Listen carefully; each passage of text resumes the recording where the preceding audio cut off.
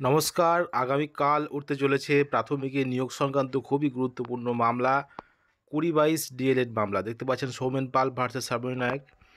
তো এই ২০-২২ মামলা ২০২২-এর যে রিক্রুটমেন্ট প্রসেস, সেই রিক্রুটমেন্ট প্রসেসে কিন্তু ২০-২২রা বসতে চেয়েছিল এবং প্রথমত হাইকোর্টের সিঙ্গেল বেঞ্চ সেটা অনুমতি দেয় এবং তার পরবর্তী সময়ে ডিভিশন বেঞ্চ কিন্তু সেটা কিন্তু খারিজ করে দেয়। অর্থাৎ ২০-২২ ডিএলএড ব্যাচ তারা কিন্তু ২০২২-এর যে প্রাথমিক রিক্রুটমেন্ট প্রসেস সেখানে কিন্তু বসতে পারবে না, এটাই কিন্তু বলে জাজমেন্টে।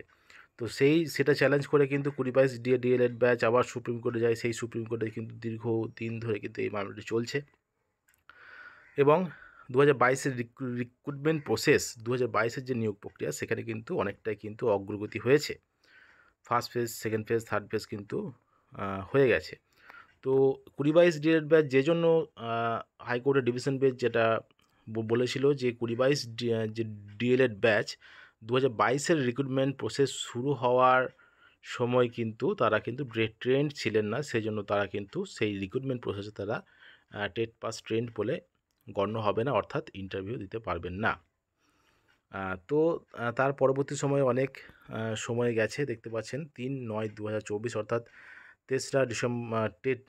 ৩রা সেপ্টেম্বর অর্থাৎ আগামীকালই কিন্তু এই মামলাটি লিস্টেড হয়েছে honourable justice Hrishikesh Roy and honourable justice SVN ভাট্টির এই বেঞ্চে সিএল নম্বর ৫১-তে কিন্তু এই মামলাটি লিস্টেড হয়েছে।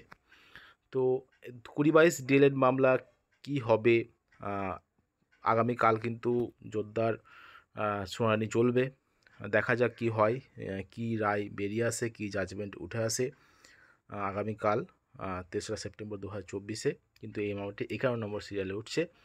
তো ২০২২ ডিএলএড ব্যাচ ২০২২-এর রিক্রুটমেন্টে অংশগ্রহণ করতে পারবেন কি পারবেন না, কিন্তু আগামীকাল কিন্তু অনেকটাই কিন্তু সেই মামলার কিন্তু অগ্রগতি হয়ে যাবে। তো দেখা যাক কি হয়।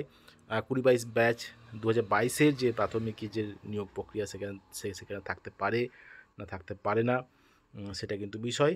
আর এনসিটির যে নিয়ম সেই নিয়ম অনুযায়ী কিন্তু টেট পাস ট্রেন্ড হতে হয়, সেই জন্যই কিন্তু হাইকোর্টের ডিভিশন বেঞ্চ সেই রায়টা দিয়েছিল এবং সেই রায়টাকে চ্যালেঞ্জ করে কিন্তু সুপ্রিম কোর্টে যাওয়া হয়েছে। দেখা যাক কি হয়। শেষ কথা কিন্তু মহামান্য সুপ্রিম কোর্টই কিন্তু বলবে।